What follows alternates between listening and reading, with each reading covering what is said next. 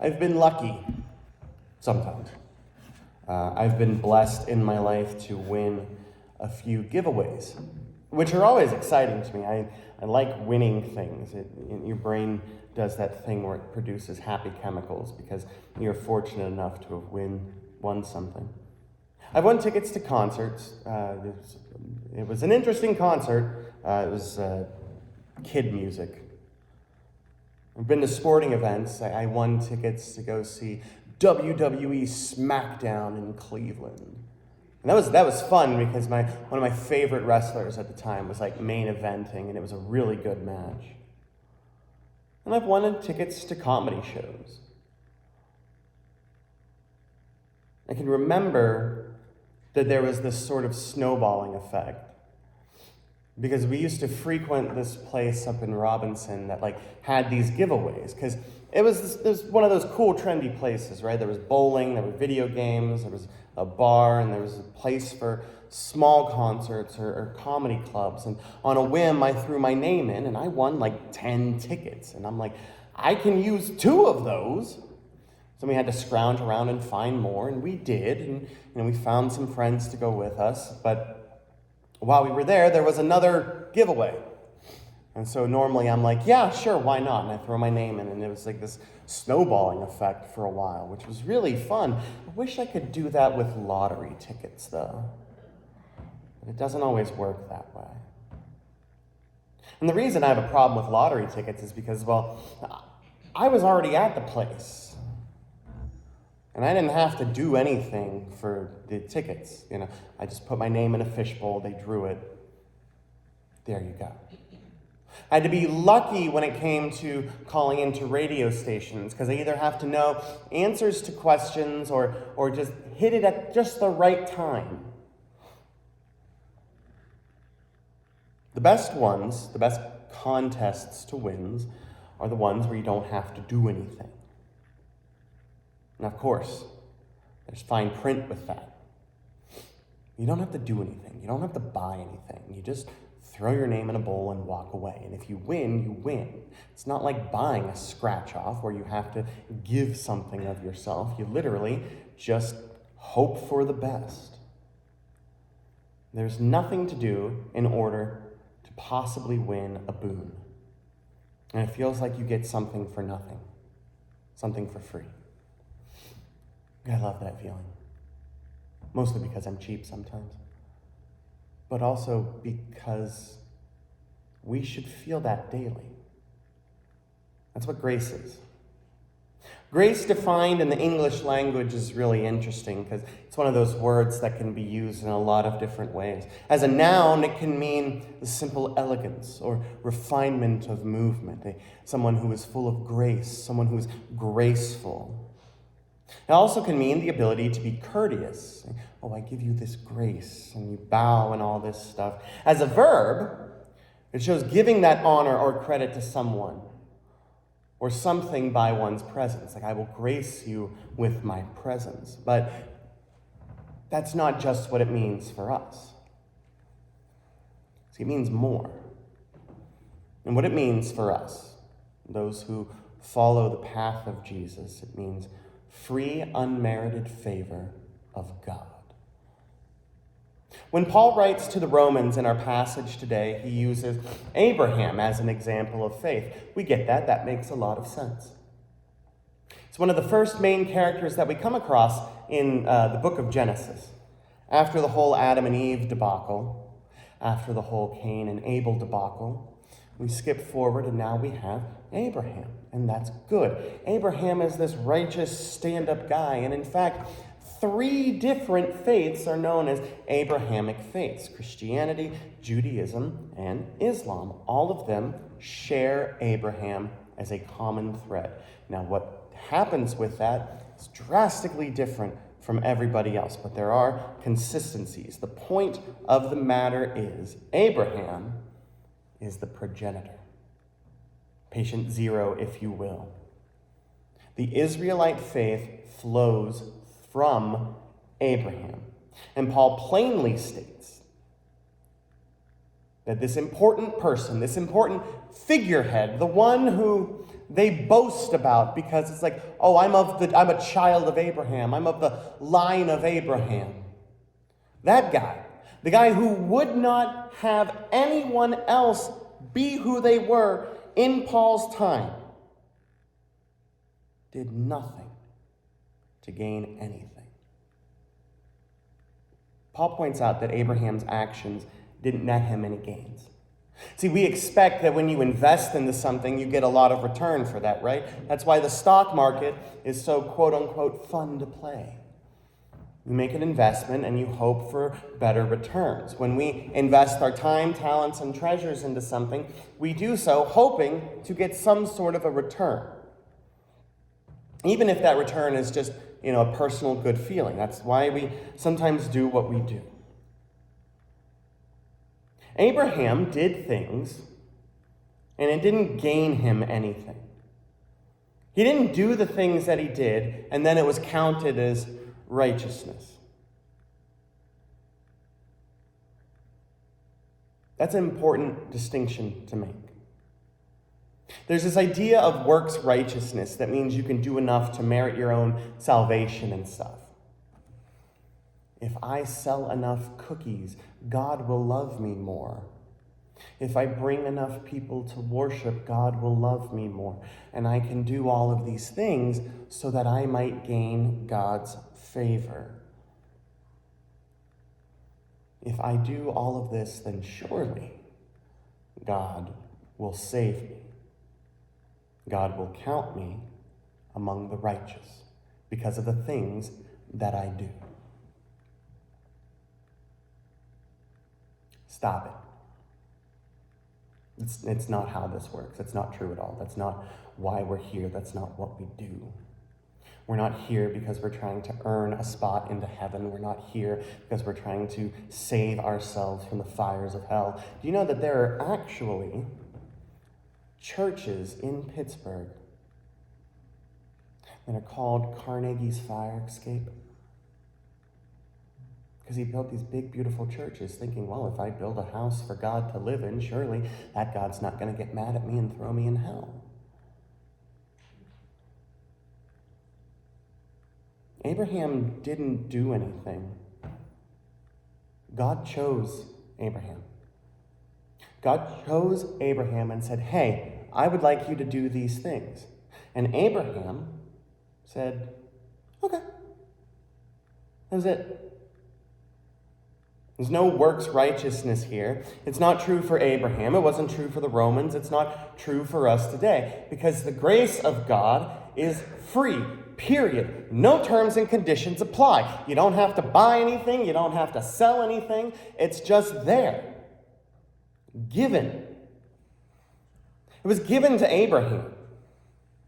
Abraham was just given this faith. He was counted among the justified not because of what he did, but because God said, yes, you are justified.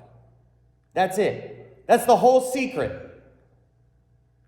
You don't have to do anything. You don't have to sell cookies. You don't have to, make a pledge to bring X amount of people in. You're not rushing a fraternity or anything like that. It's no pyramid scheme involved here. It's just God saying, hey, I love you and have called you mine and have justified you. God has mercy on whom God wills to have mercy on. Righteousness is not something that you can earn. It's not something you can do.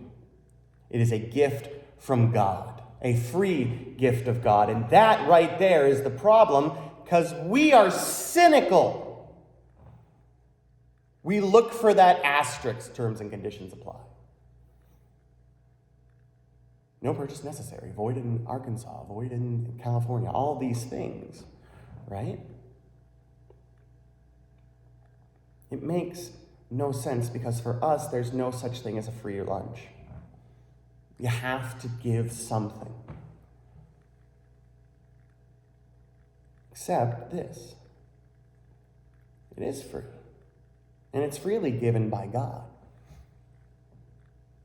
And it's hard for us to wrap our minds around because we constantly wait for the other shoe to drop. We wait for the bill to come in. And yet, As a TV salesman once said, but wait, there's more.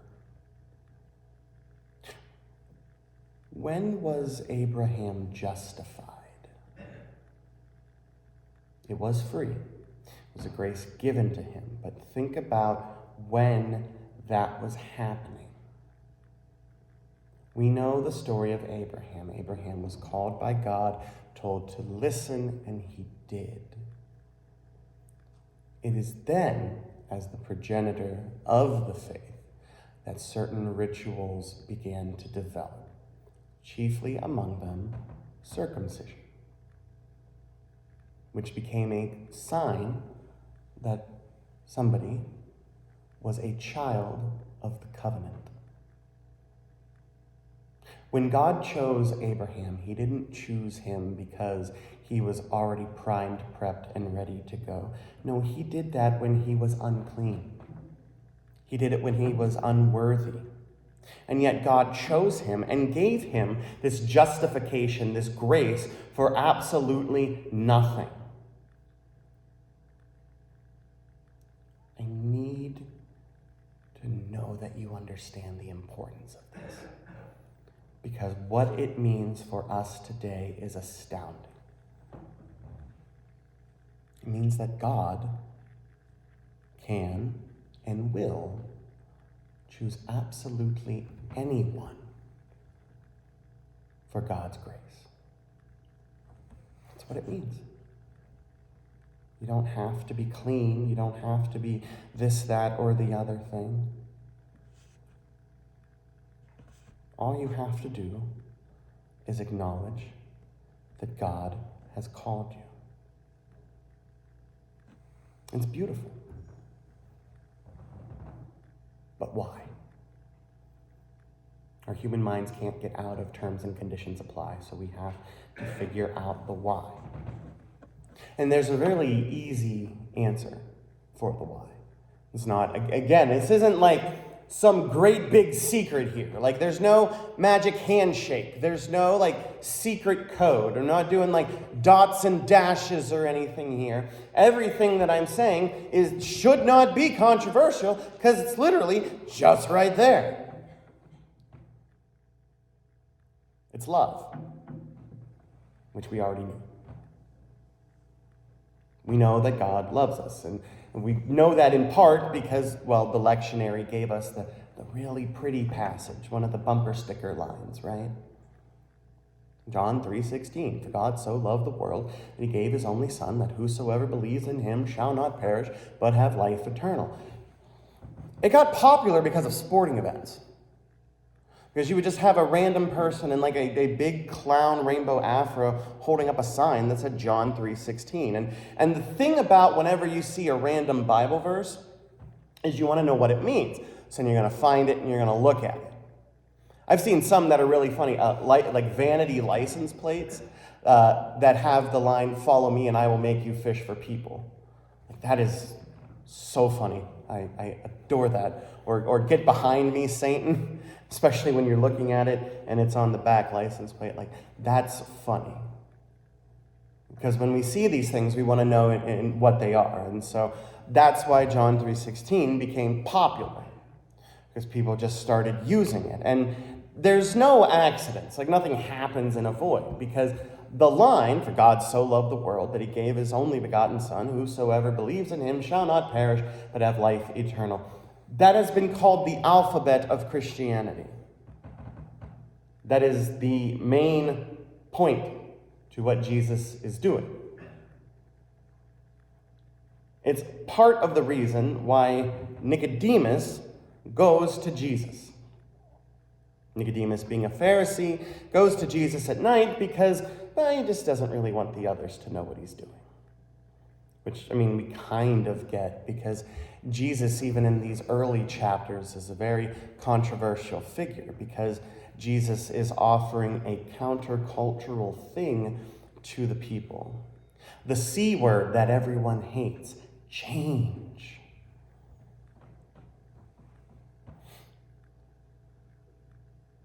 We have to look at John's influence in the writing, though, because it makes a lot of important points and a lot of actual assumptions. The whole Gospel of John, as it is written, has a very Greek feel to it. Now, there are 4 Gospels: Matthew, Mark, Luke, and John. Matthew, Mark, and Luke being the synoptic Gospels. Those 3 have the most in common with each other. And then you have John, which seems like a trip. It even starts off with like high Christology. In the beginning was the Word, and the Word was God, and the Word was with God. And you're just like, oh, okay. But John's influence here was Greek. Grecian thought, Grecian philosophy, things like that. Primarily this notion that all things in the material world live in pain, which we know from Greek mythology. The world is harsh. We don't necessarily like it. And there's a better place. Now, that better place wasn't death for them, because Hades, the underworld, not very fun. But there were other places that somebody could go to have this rest, to where you shed off the mortal coil, where you don't have to worry about your back or your hands or your knees or anything like that. It's just everything is good and fine. The physical world is pain. The realm of God is perfect and has no pain. Where the gods live in Greek mythology has no pain. There is no anything bad, really. The realm of God, then, in John's theology, is a perfect place. And this is why Jesus tells him that he must be born from above. There are so many different variations of this text. Born from above, born of the Spirit, born again, all of these different things. And if you're looking for me to tell you which version to use, I'm going to tell you, look at the Greek and make up your mind.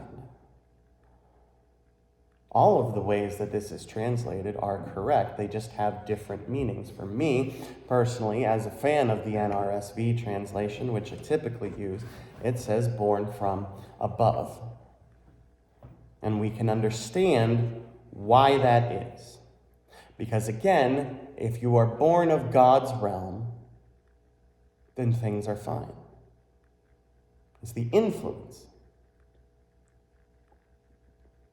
You have to live this life above the influence of this world that we are in here and now. That's what John is saying. That's what Jesus is saying to Nicodemus. That believing in Jesus as the way to eternal life is the way to achieve heaven. That's it. Something that we don't really have to do a lot for. So do you get it? What do I have to do to get this? Nothing. And that's the key. You do nothing for it. It's really that simple. God doesn't want to condemn the world, but to save the world. Everyone loves John 3:16. I love John 3:17. And it's often overlooked because, well, John 3:16 is the baseball one. God did not send the Son into the world to condemn the world, but in order that the world might be saved through him. And here's the thing about that. It's not just for one specific person. That's kind of important, because what we have, our faith in the grace of Christ that we have, it's not a secret. It's not just for this tiny little bit of people. And even if you only go by John 3:16, it's right there too. For God so loved the world. The world, all of it. All of the world that lives in pain, all of the world that lives in suffering. God so loved the world, which includes everything in that world, which includes people, which includes people not like us. The righteous and the unrighteous. Those who get it and those who do not. Our job is not to withhold things. That's not the point. For God so loved this tiny, small, select group of people. No. God so loved the world. And then the question becomes, what do we do with that? Well, we're supposed to share it. That's the point. One of the things I love doing when I win something is bragging about it, because of course I do. And I can remember when I won the tickets to the WWE event, I was so excited, telling people, I'm going to go see SmackDown, this is going to be great.